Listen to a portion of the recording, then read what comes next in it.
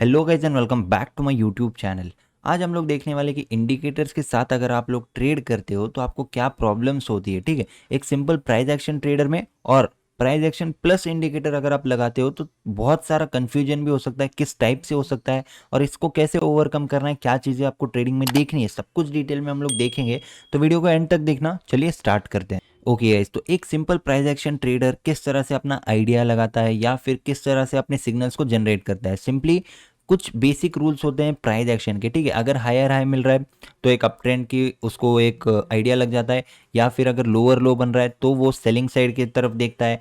कोई पैटर्न अगर ब्रेकआउट हो रहा है तो वो simply demand and supply zones mark करेगा और उसके अकॉर्डिंग ट्रेड लेगा। लेकिन इन सब के बीच में अगर आप इंडिकेटर्स लगाते हो तो कैसा डिफरेंस आता है ये हम लोग देखेंगे। ठीक है, फॉर एग्जाम्पल अगर यहाँ पे कोई लेवल है, ठीक है, इंपॉर्टेंट लेवल, और इसको स्टॉक ब्रेकआउट देने वाला है, मल्टीपल टाइम्स टेस्ट हो चुका है ऑलरेडी, और यहाँ पे इस तरह का ब्रेकआउट दे दिया। लेकिन बाय चांस अगर उस दिन आरएसआई में आपको थोड़े बहुत डाइवर्जेंस दिखते हैं, ठीक है, तो आप क्या हो जाओगे, ब्रेकआउट तो आपको बहुत अच्छा लग रहा है, हमेशा का आपका सेटअप भी रहेगा, लेकिन सिर्फ आरएसआई में डाइवर्जेंस है इसलिए आप कंफ्यूज हो जाओगे। तो हमको ट्रेडिंग करते टाइम पे कंफ्यूजन ही नहीं चाहिए। कट द नॉइज आपने सुना होगा, कट द नॉइज का मतलब क्या होता है, टेलीग्राम चैनल जो लोग बाय सेल सिग्नल देते हैं उनसे लीव हो जाइए। जो आपका एनालिसिस है उसी को आपको ट्रेड करना है। ठीक है, simple thing, trade your plan and plan your trade, ये सब चीज़ें आपने सुनी होगी, लेकिन इसको करना कैसे है। आप सोचोगे कि टेलीग्राम तो आपने लीव कर दिया, यूट्यूब भी आप नहीं देखते हो, ट्रेडिंग आवर्स में आप मोबाइल भी बंद करते हो, लेकिन अगर कोई इंडिकेटर भी आपके स्क्रीन पे है और प्राइस एक्शन तो आपको सिग्नल प्रॉपरली दे रहा है, बाइंग सिग्नल दे रहा है, सब कुछ अच्छे से चल रहा है, ब्रेकआउट हो गया, कैंडल क्लोज हो गई, जो भी आप देखते होंगे, जो भी सेटअप आपका होगा, मैं ये कोई आपको सिस्टम नहीं बता रहा हूँ, लेकिन आपको मैं एक एग्जांपल दे रहा हूँ। ठीक है, बाय चांस अगर यहाँ पे आरएसआई ने डाइवर्जेंस देख लिया तो आप कंफ्यूज हो जाओगे और आप यहाँ पे ट्रेड नहीं लोगे। ठीक है, और हो सकता है कि ये ट्रेड बहुत बड़ा जैकपॉट निकल जाए, आपको 1:4 1:5 भी दे दे, लेकिन सिर्फ आरएसआई की वजह से, और फिर हो सकता है बाद में आरएसआई भी उसको मैच कर ले। ठीक है, ये भी एक पॉसिबिलिटी है।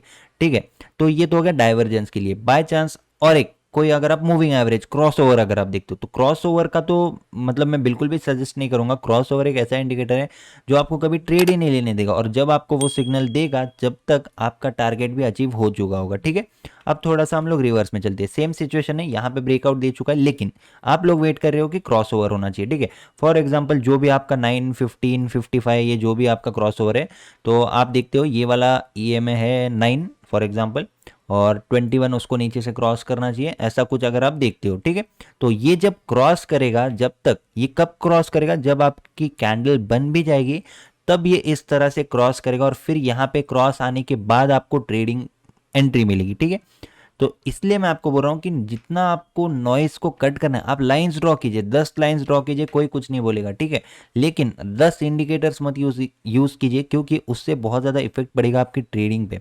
एक तो बिन काम का कंफ्यूजन क्रिएट होगा, सबसे पहली बात है।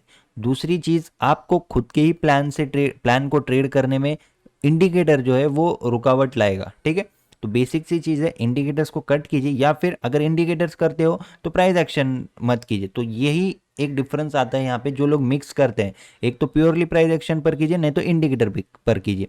लेकिन यहाँ पे होता क्या है, लोग प्राइस एक्शन अगर उनको दिखता है तो इतने सारे इंडिकेटर्स के बीच में यहाँ पे इस तरह की कुछ आरएसआई हो गया, यहाँ पे मूविंग एवरेजेस है, फिर और कुछ भी लगाते हैं, 10 मूविंग एवरेजेस, 10 फिर आरएसआई एडीएक्स जो भी है, ये सारी चीज़ें लगा के बीच में उनको प्राइस एक्शन दिखता नहीं है। तो आपको इतना अगर आप ट्रेन हो, इतना अगर आप एक्सपर्ट हो चुके हो कि इतने सारे इंडिकेटर्स के बीच में भी आप प्राइस एक्शन देख सकते हो, क्या प्राइस एक्शन बना रहा है, तो आप इसके साथ कंटिन्यू कीजिए। लेकिन मैं स्पेशली बिगिनर्स को ये एडवाइस देना चाहूँगा कि इंडिकेटर्स जितने हो सके उतने कम यूज़ कीजिए। ठीक है, कोई एक सिंपल मूविंग एवरेज यूज़ करते हो, ठीक है, कोई बात नहीं। अगर सिर्फ वॉल्यूम यूज़ करते हो, कोई बात नहीं, वॉल्यूम तो करना ही चाहिए, वो तो प्राइस एक्शन ट्रेडर्स का ही एक पार्ट है। लेकिन ये नीचे मैं बहुत लोगों का देखता हूँ, कोई आरएसआई लगाता है, उसके नीचे एडीएक्स होता है, उसके नीचे और पता नहीं क्या क्या होते हैं, इतने सारे इंडिकेटर्स होते हैं, तो उस इंडिकेटर्स की वजह से आपको मेन प्राइस एक्शन ही नहीं दिखता है। ठीक है, जो चार्ट आप अगर बनाते हो, सिंपल लाइंस ड्रॉ कीजिए, लाइंस आपको सब कुछ बता देगी। कोई इंडिकेटर आपको सबसे पहले सिग्नल नहीं दे पाएगा जितने पहले आपको प्राइस एक्शन की trend lines, supports, resistance, demand, supply zone, candle sticks, volume, ये सारी चीज़ें मिलके जो बेस्ट सिग्नल बनाएंगी ये मैं आपको गारंटी दे सकता हूँ कि अगर आप इस पर काम करोगे तो आपका जो जो ट्रेडिंग की जर्नी है, जो लर्निंग कर्व है, वो आपको बहुत इजीली कम हो जाएगा। लेकिन अगर आप स्टार्टिंग में ही बिगिनर लेवल पर ही अगर इंडिकेटर्स के पीछे भागोगे तो हो सकता है आपको ये सिस्टम समझने में बहुत ज़्यादा टाइम लग जाए, ठीक है।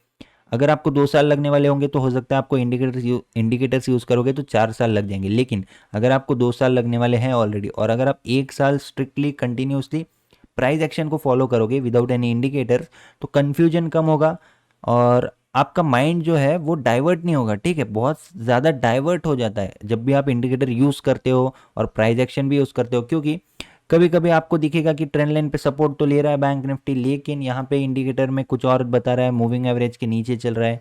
मूविंग एवरेज अगर ऊपर है, इसको बैंक निफ्टी कभी भी क्रॉस कर सकता है, ठीक है। बायर और सेलर की साइकोलॉजी चलती है यहाँ पे, बायर्स और सेलर्स की वजह से बैंक निफ्टी मूव होता है, इंडिकेटर्स की वजह से बैंक निफ्टी मूव नहीं होता है, ठीक है। बैंक निफ्टी के वजह से इंडिकेटर ऊपर नीचे जाते हैं, तो इसका मतलब आपको क्लियरली समझना चाहिए कि इंडिकेटर्स लैग करते हैं। और अगर आप मिक्स करोगे, इंडिकेटर भी लगा लोगे और वो बोलिंजर बैंड्स लगा लेते हैं कुछ लोग, इतना मतलब इतना चार्ट उनका गलत दिखता है, कन्फ्यूजन क्रिएट करता है कि उसमें कुछ समझता भी नहीं है, ठीक है। अगर आपको सिंपल इस तरह का अगर चार्ट है, उसमें आप वो बोलिंजर बैंड्स लगा लोगे, वो 3 यहाँ से इतना जाता है, तो आपको क्या समझने वाला है, ठीक है। सिंपली कैंडलस्टिक्स को ऑब्जर्व कीजिए, कौन से लेवल पे प्राइस एक्शन क्या है, प्राइस का बिहेवियर क्या है, ये बेसिक चीज़ें अगर आप देखोगे, प्राइस अगर ऊपर जा रहा है तो कंटिन्यू क्यों नहीं जा रहा है, यहाँ पे हॉल्ट क्यों कर रहा है, इसका मतलब रेजिस्टेंस फेस कर रहा है। सिंपल चीज़ों पे काम करना सीख जाइए आप, क्योंकि ये जो फैंसी इंडिकेटर्स है ये सबसे कुछ नहीं होने वाला, कोई रिजल्ट नहीं मिलने वाला है आपको, ठीक है। जो लोग बताते हैं वो लोग क्यों बताते हैं मुझे पता नहीं, लेकिन मोस्टली लोग इसलिए बताते हैं कि उनको कुछ फैंसी करना होता है। सिंपल चार्ट्स अगर रखोगे तो उनको लगता है कि ये बहुत सिंपल है, ये क्या काम करेगा, लेकिन अगर आप एक्चुअल में देखोगे तो सिंपल चीज़ें ही काम करने वाली है। सिंपल इस तरह के जोन्स बनाइए, कुछ लाइंस बनाइए, और सिंपल देखिए ब्रेकआउट भी आ चुका है। यहाँ पे आपको पैटर्न भी देखना है तो पैटर्न भी दिख जाता है, यहाँ पे आप क्लियरली देख सकते हो कि हेड एंड शोल्डर्स पैटर्न बना था। किसी इंडिकेटर की ज़रूरत नहीं होती, किसी स्क्रीनर की ज़रूरत नहीं होती हमको, ठीक है। बेसिक चीज़ें ड्रॉ कीजिए, यहाँ पे लाइंस ड्रॉ कीजिए, सब कुछ इतना सिंपल है। लेकिन इसमें अगर मैं बोलिंजर बैंड्स लगा दूंगा, कोई ईएमए लगा दूंगा, आरएसआई लगा दूंगा, ये सब लगा दूंगा, तो वो बहुत ज़्यादा कन्फ्यूजन क्रिएट कर देगा, ठीक है। तो ये सारी चीज़ों का आप ध्यान में रखिए। आई होप आपको मैं क्या पॉइंट बोलना चाह रहा हूँ समझ गया होगा। बिगिनर अगर आप हो तो इंडिकेटर से दूर रहिए, इंडिकेटर कुछ काम नहीं आने वाले, सीधा क्लियरली मैं आपको ये चीज़ बोल रहा हूँ, ठीक है। तो thank you for watching this video guys. अगर आपको ये वीडियो पसंद आई तो लाइक कीजिए, चैनल को सब्सक्राइब कर दीजिए अगर आप इस चैनल पर नए हो तो thank you and see you in the next video. Thank you.